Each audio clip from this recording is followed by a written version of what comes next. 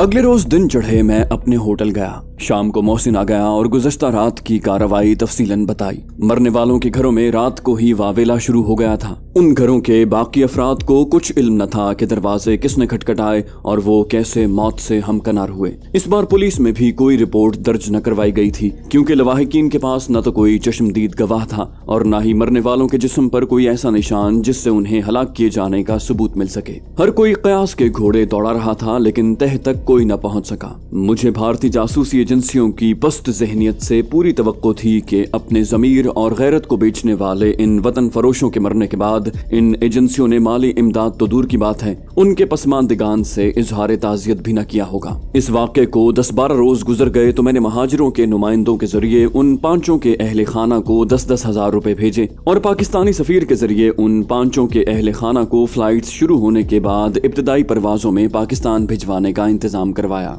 खटमंडू में अब कम से कम मेरे इल्म के मुताबिक महाजिरों के रूप में न तो कोई मुक्ति बाहनी वाला बाकी था और न ही कोई वतन फरोश। उनकी महफिलों में शरीक होने वाले महाजिर भी तितर बितर हो चुके थे। मोहसिन का भी उनसे कई बार आमना सामना हुआ तो भी वो कन्नी कतरा कर निकल गए। वतन फरोशों का अंजाम देखकर सभी शुरकाए महफिल को जान के लाले पड़ गए थे। ये हम ही थे जो जान हथेली पर लिए फिरते थे। उनकी तरफ से फरागत मिली तो मैंने दिन को विजय कुमार और शाम को चिंगवा रेस्टोरेंट में जाना शुरू कर दिया। विजय कुमार की कसर नफसी वैसी ही थी। उसके हमरा में जितना भी वक्त गुजारता मुझे एक गोना इत्मीनान क़ल्ब और सुकून मिलता। उसकी बातें ही ऐसी थीं कि हर किसी का दिल मोह लेती। मेरा कई बार जी चाहा कि उसे चिंगवा रेस्टोरेंट में ले जाऊं या उस आग के बारे में बताऊं जिसकी तपिश मैं और चीनी लड़की मरियम महसूस कर रहे थे, लेकिन हर बार इसलिए रुक जाता था क्योंकि दिलों का ये मामला अभी इब्तदाई मरहलों में था। सिफारत खाने भी अक्सर जाना होता। सफीर साहब मेरी तरफ से बेफिक्र हो चुके थे और किसी हद तक ममनून एहसान भी थे। अक्सर मुझे खाने की दावत देते जिससे मैं अपनी मसरूफियत का बहाना बनाकर माजरत कर लेता। एक दिन दफ्तर में बड़ी राजदारी से कहने लगे, तुम्हारे मुताल्लिक वजारत खारजा ने कहा है कि तुम्हें जल्द अज जल्द पाकिस्तान भेज दिया जाए। कहो क्या ख्याल है? मैं अभी खटमंडू से जाना नहीं चाहता था। मुझे भी कुछ फैसले करने थे, जाती भी और मिशन के मुताल्लिक भी। मैंने कहा कि अभी तो मैं कुछ अरसा यहीं रहना चाहता हूँ और जब तक मेरा महकमा मुझे वापस नहीं बुलाता मैं वापस नहीं जा सकता। अगर वजारत खारजा मेरे अखराजात अदा नहीं कर सकती तो मैं अपने जाती वसाइल से यहाँ रहूंगा। मैं असल हकीकत जानना चाहता था। सिफारत खाना मुझ पर उठने वाले खर्च के एक एक पैसे की तफसीली रिपोर्ट वजारत खारजा को भेजता था, जिसे मेरे महकमे से वसूल कर लिया जाता था। मैं ना तो वजारत खारजा के मातहत था और ना ही उनके हुक्म का पाबंद। मेरी खुसूसी डाक में मेरे महकमे ने मेरी वापसी के मुताल्लिक कोई इशारा तक न दिया था, बल्कि चीनी हमदर्द भेजकर मुझे अपना मिशन मुकम्मल करने में सहूलत मुहैया की थी। सफीर साहब मेरा जवाब सुनकर खामोश हो गए। आइंदा आने वाले दिनों में मुझे मालूम हुआ कि सफीर साहब मेरी खटमंडू से रवानगी क्यों चाहते थे। यूएनओ की तरफ से अद्वियात, कपड़ों और खुश्क दूध की एक बड़ी लॉट आने वाली थी। मेरी मौजूदगी में इस इमदाद की एक राई भी बाजार में फरोख्त करना उनके लिए नामुमकिन था। ये भी मालूम हुआ कि यूएनओ का एक सीनियर नुमाइंदा भी आने वाला है जो इमदादी सामान और रुकूम की तकसीम का जायजा भी लेगा।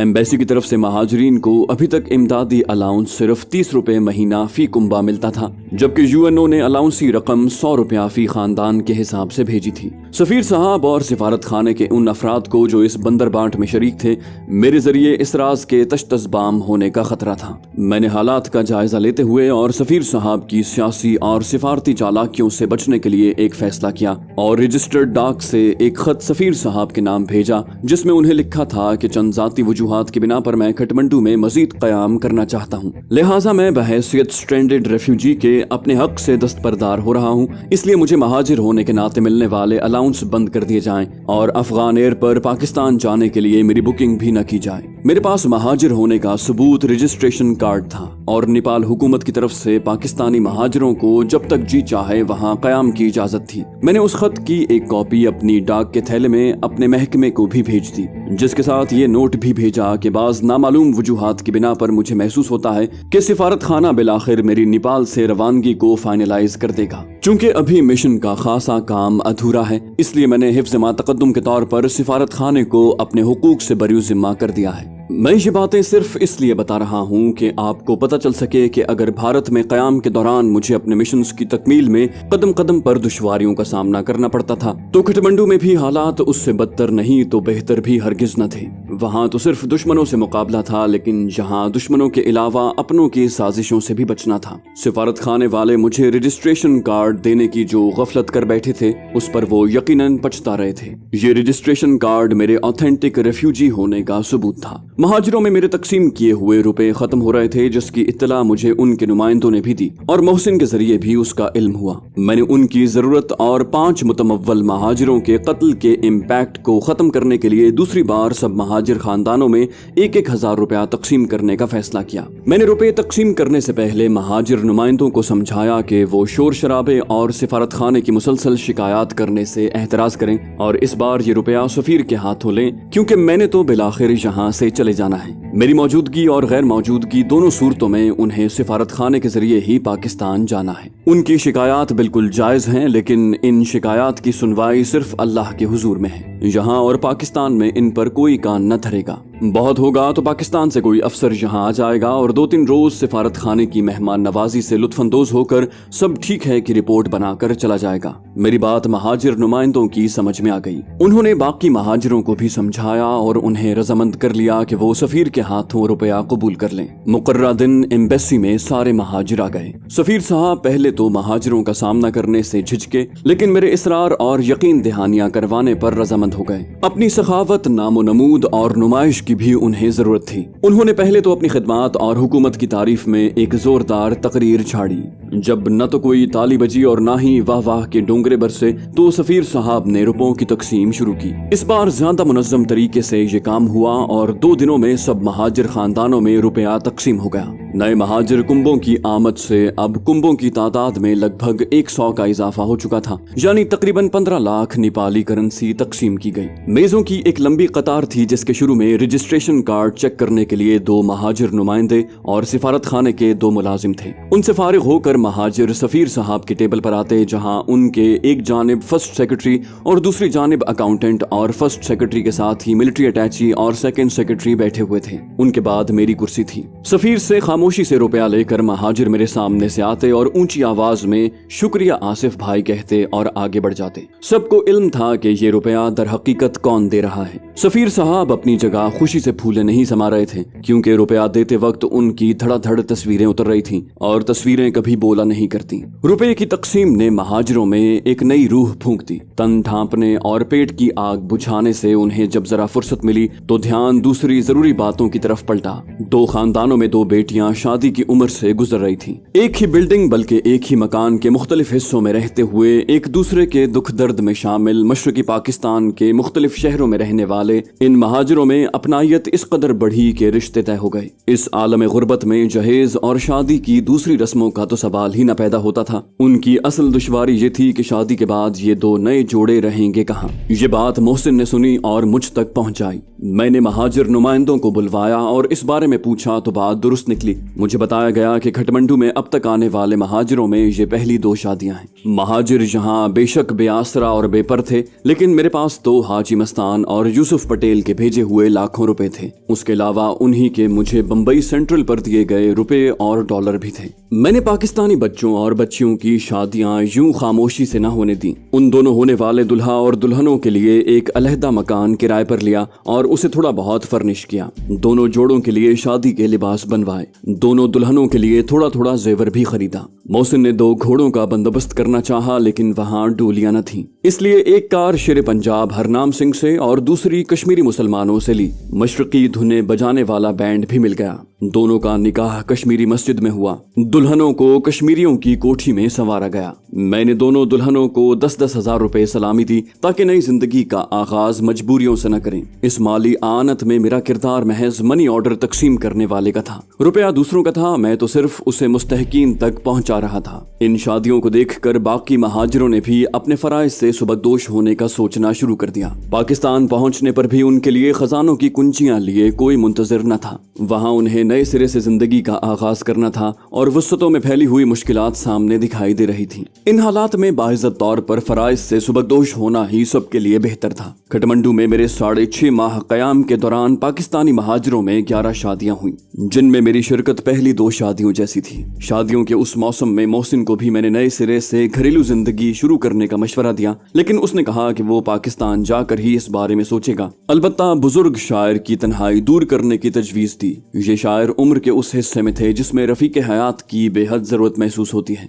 मशवरा देने पर वो थोड़ा सा शर्माए, इकरार के अंदाज में इनकार किया और जब हमने थोड़ा सा जोर दिया तो मान गए। उन्हीं महाजिर खानदानों में एक यका तन्हा बेवा अपने भतीजों के हमरा रहती थी। उन्हें राजी किया गया। मैंने होने वाले दुल्हा शायर से एक शर्त मनवाई कि जिस मकान में वो शादी के बाद रहेंगे मोहसिन भी वहीं रहेगा। उनकी शादी और रुखसती भी पहले वाली शादियों जैसी हुई। मोहसिन भी गेस्ट हाउस छोड़कर उनके साथ रहने लगा। मुझे ये फर्क पड़ा कि उनकी ताज़ा गजलों से महरूम हो गया, क्योंकि अब उनकी गजलें सिर्फ उनकी रफीका हयात के लिए थीं और मोहसिन अपने साथ हर वक्त मुकव्वी अद्वियात और इंजेक्शन रखने लगा कि नामालूम किस वक्त किसको दवा की जरूरत पड़ जाए। बहुत से वाकयात एक साथ हो रहे थे, इसलिए कुछ को अधूरा छोड़कर मुझे बाकी बयान करने पड़ते हैं। फिर भी मेरी पूरी कोशिश है कि तसलसल बरकरार रहे। चीनी दोस्त मुझे ठीक 10वें रोज चिंगवा रेस्टोरेंट में मिले। मरियम ने बताया कि भारतीय सिफारत खाने की गाड़ी में कुछ लोग रेस्टोरेंट में गुज़श्ता दिनों आए थे। वो हिंदी में बातचीत कर रहे थे जिसे वो समझ तो न सकी, लेकिन तमाम गुफ्तगू रिकॉर्ड कर ली। मरियम के घर अपने चीनी दोस्तों के हमरा मैंने ये सारी गुफ्तगू सुनी। गुफ्तगू में 3 अफराद शामिल थे। इस सारी बातचीत का मौजू किसी काम को अंजाम देने की तारीख तय करना था। 2 आवाजें तीसरे को कायल करने और दबाव डालने की कोशिश कर रही थी। उनके मुताबिक सारी मंसूबाबंदी हो चुकी थी। भारत से आए हुए लोग कई दिनों से भारतीय सिफारत खाने में बेकार पड़े हुए थे और मजीद ताखीर किसी तरह भी मुनासिब न थी। तीसरी आवाज वाला अपनी सफाई देता और मजबूरी जाहिर कर रहा था। सर आप बिल्कुल दुरुस्त फरमाते हैं, मैं उसे अपने हमरा पिकनिक पर चलने की दावत तो दे सकता हूँ, लेकिन जबरदस्ती हमरा नहीं ले जा सकता। मैंने हर तरह से उसके दिल में घर करने की कोशिश की है और मैं इसमें कामयाब भी हुआ हूँ। वो हर 2-3 दिन के बाद दुकान पर आता तो है, लेकिन उसकी आमद का कोई वक्त मुकर्रर नहीं, जब जी चाहा आ गया। मैं पूरी कोशिश कर रहा हूँ कि उस मुसले को ऐसा राम करूँ कि वो मेरे साथ बाहर जाने से इनकार न कर सके। मेरी दुकान के अलावा वो और भी कहीं जाता होगा। अगर उसकी निगरानी की जाए तो उसके दूसरी जगहों पर जाने के रास्तों में कई ऐसी सुनसान जगह भी आती होंगी जहाँ कार्रवाई हो सकती है। उसके जवाब में कहा गया कि हमारे निगरानी करने वाले लोगों को उसने पहचान लिया था, लिहाजा वो लोग इस काम के लिए बेकार हो गए हैं। सुनसान जगहों पर उसे हलाक करना तो कोई मुश्किल नहीं, लेकिन ऊपर के अहकाम के मुताबिक हमें उसे जिंदा DMI के हवाले करना है। छोटे कंटेनर वाली पिकअप हर वक्त तैयार रहती है। हमारे आदमी बैठे बैठे उकता गए हैं। हमारी एम्बेसी के सामने से वो कई बार गुजरता है, लेकिन उसके गुजरने के औकात मालूम न होने के बायस अब तक वहाँ भी कोशिश नहीं की गई, क्योंकि हम ये नहीं चाहते कि हमारी नाकामी की सूरत में वो चौकन्ना हो जाए। इसी गुफ्तगू के दौरान बिलाखिर ये फैसला किया गया कि एक रिक्शा 2-3 रोज के लिए किराए पर लिया जाए, जिसे चलाने वाले के बजाय उनका आदमी रिक्शा ड्राइवर के रूप में मेरे होटल के सामने मेरा मुंतजिर रहे, जबकि दूसरा आदमी वॉकी टॉकी के जरिए मेरे उस रिक्शे पर बैठते ही भारतीय एम्बेसी को इत्तला दे। जैसे कि मैं पहले अर्ज कर चुका हूँ कि भारतीय सिफारत खाना पाकिस्तानी एम्बेसी को जाते हुए रास्ते में ऐन उस जगह वाक़ था जहाँ सड़क 45 का जाविया बनाते हुए दाएं जानिब घूमती थी। वॉकी टॉकी पर पैगाम मिलते ही भारतीय सिफारत खाने के दरवाजे खोल दिए जाएं और रिक्शा ड्राइवर तेजी से सीधा सिफारत खाने के अंदर चला जाए। सिफारत खाने के अंदर पहुंचते ही मैं भारतीय सरजमीन में होता और वहाँ मुझे बड़ी आसानी से काबू करके बेहोश किया जाता और कंटेनर वाली पिकअप में डालकर भारत भेज दिया जाता। ये प्रोग्राम तय हो गया कि अगले रोज तीसरी आवाज वाले ने रिक्शे का इंतजाम करना था और उसके अगले रोज से इस प्लान पर अमल दरामद शुरू हो जाना था। मरियम और चीनी दोस्त बेसब्री से इस गुफ्तगू का तर्जुमा सुनने को बेताब थे। मैंने शुरू से आखिर तक सारी गुफ्तगू का अंग्रेजी तर्जुमा किया, जिसे मरियम ने चीनी जबान में दोस्तों को समझाया। इस सारी गुफ्तगू में मेरा नाम कहीं न लिया गया था। सिर्फ मुस्ले होटल और DMI के लफ्जों ने सब कुछ वाजे कर दिया था कि प्लान मेरे खिलाफ है। चीनी दोस्तों ने कहा कि आज बल्कि अभी से वो बतौर गार्ड्स मेरे हमरा या मेरे ताकुब में रहेंगे। रहेंगे। मरियम ये सब प्लान सुनकर परेशान हो गई और वालिदैन से इजाजत लेकर मुझे अपनी गाड़ी मुस्तकिल इस्तेमाल में रखने की ऑफर की। मैंने इनकार किया तो उसने बड़े दावे से पूछा, आखिर क्यों नहीं, क्या तुम हमें गैर समझते हो?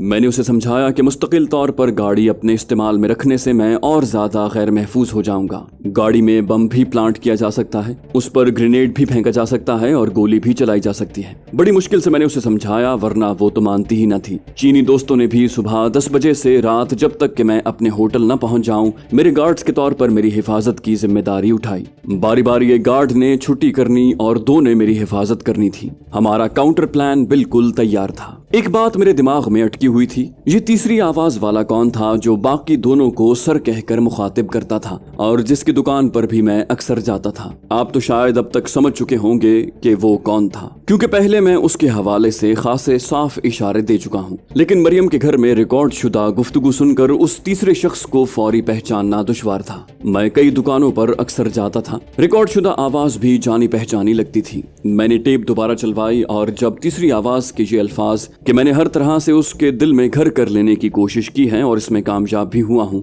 दोबारा सुने तो यकबारी मेरी आंखों के सामने वो शख्स आ गया जिसकी दुकान पर मैं अक्सर जाता था और जिसकी मोह लेने वाली बातों और इंकिसारी ने मुझे उसका दोस्त बना लिया था। तो ये विजय कुमार भी भारत की किसी जासूस एजेंसी का रुकन था। हर कोई अपने अपने रंग में मेरे साथ दुश्मनी में रंगा हुआ था। भारत और खटमंडू में अपने सारे कयाम के दौरान मैंने किसी को समझने में पहली बार गलती की थी। मैंने दिल में कहा, विजय कुमार, दोस्ती के रूप में मुझे धोखा देकर तूने जो जाल मुझे फांसने के लिए बुना था, उसी जाल में तुम्हें और तुम्हारे साथियों को ऐसा जकड़ूंगा कि तुम सबकी सांस भी रुक जाएगी। खुखड़ी तो पहले ही मेरी बेल्ट में लटकी रहती थी। अब मैंने अपना पिस्टल भी लिबास के अंदर से निकाल कर जैकेट की जेब में रखना शुरू कर दिया। मेरे चीनी मुहाफिज सुबह ठीक 10 बजे लॉबी में आकर बैठ गए। मैंने होटल इंतजामिया को कह दिया कि ये मेरे मेहमान हैं। चंद रोज में ही मैंने महसूस किया कि लॉबी में मुसलसल बैठे रहने से उनके चेहरों पर उकताहट तारी होने लगी थी। मैंने उनके लिए अपने होटल में अपने फ्लोर पर अपने कमरे के साथ वाला कमरा ले लिया, जहां वो आराम कर सकते और अपनी टेप पर पसंदीदा गाने सुन सकते थे। खटमंडू में मेरे कयाम के आखिरी दिन तक वो उसी होटल में रहकर मेरी हिफाजत करते रहे। शाम को मरियम ने मुझे फोन पर बताया कि वो मुझे लेने के लिए गाड़ी लेकर आ रही है। मेरे इकरार या इनकार करने से पहले ही उसने फोन बंद कर दिया। इस तरह के रवैये को शायद अब वो अपना हक समझती थी।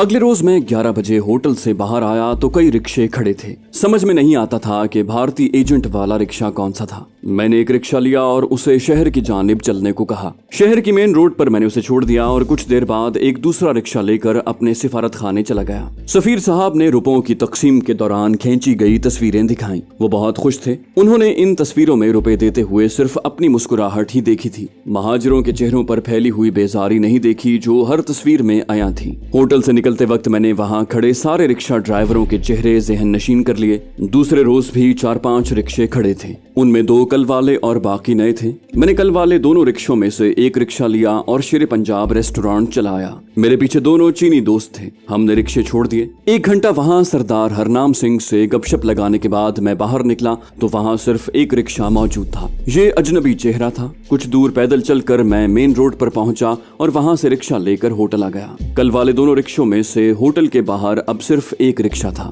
हम होटल के अंदर आ गए। मोहसिन मेरा मुंतजिर था। मैंने मोहसिन से कहा कि वो फौरन जाए, बाहर एक रिक्शा खड़ा है, उसे लेकर शेर पंजाब रेस्टोरेंट जाए और 5 मिनट के बाद होटल वापस आ जाए। मोहसिन के पीछे पीछे ही मैं बाहर निकला। रिक्शे वाले ने मोहसिन को ले जाने से इनकार कर दिया था। वो दूसरे रिक्शे की तलाश में जरा आगे बढ़ा तो मैंने उसी रिक्शे वाले से चलने को कहा। वो फौरन रजामंद हो गया। उसने मेरे बगैर कहे पाकिस्तानी एम्बेसी की राह ली। मैंने उसे रोका और कहा कि मुझे बाजार जाना है, वापस चलो। ये सुनकर उसके चेहरे पर बेजारी के असरात फैल गए। हम होटल से बमुश्किल 50 फुट से ही वापस लौट पड़े। मोहसिन और मेरे चीनी दोस्त अभी तक सवारी की तलाश में थे। मैंने मोहसिन को अपने साथ बिठा लिया। थोड़े ही फासले पर मैंने रिक्शा फिर रुकवाया और मोहसिन को दुकान से सिगरेट लाने को भेजा। दरअसल मैं चीनी दोस्तों के इंतजार में था। मोहसिन दुकान से बाहर आया तो दूर से चीनी दोस्त आते दिखाई दिए। हमारा रिक्शे वाला बिल्कुल अनाड़ी था। उसे रिक्शा कंट्रोल करना, खुसूसन मोड़ काटना बहुत दुश्वार हो रहा था। मैंने सोचा कि आज इसे रिक्शा ड्राइवरी की सजा दी जाए। हम 4 घंटे से ज्यादा बिला वजह इधर उधर घूमते रहे। रिक्शा चलाते चलाते वो बेहाल हो रहा था। वापसी पर हम विजय कुमार की दुकान पर उतर गए। मैंने रिक्शे वाले को किराए में जो कुछ दिया वो उसने बगैर किसी बहस के ले लिया। हालांकि मैंने उसे इस तमाम सफर के जायज पैसों से भी आधी रकम दी थी। मेरे चीनी साथी भी हमसे कुछ दूर रिक्शा छोड़कर एक बेकरी में चले गए। विजय कुमार ने मुझे मखसूस रिक्शे से उतरते देख लिया था। उसने बड़ी आव भगत से मेरा खैर मकदम किया। मैं भी बड़ी बेतकल्लुफी से उसे मिला। दुकान के आखिरी गोशे में चंद कुर्सियां पड़ी हुई थीं। हमेशा की तरह हम उन पर जा बैठे और बातें शुरू कर दी। विजय कुमार अपनी आदत के मुताबिक मेरी हाँ में हाँ मिला रहा था। उसके वहम गुमान में भी न था कि मैं उसका राज जान चुका हूँ। बज़ाहिर दोस्त लेकिन दिल में एक दूसरे की जान लेने के दरपे हम दोनों अपने अपने मोहरे बड़ी एहतियात से चल रहे थे। विजय कुमार सोच रहा होगा कि वो जल्द ही मुझे जेर कर लेगा, लेकिन वो इस हकीकत से लाइल्म था कि मैंने उसे शहमात देने का ही नहीं बल्कि पूरी बिसात उलट देने का मंसूबा बना रखा है।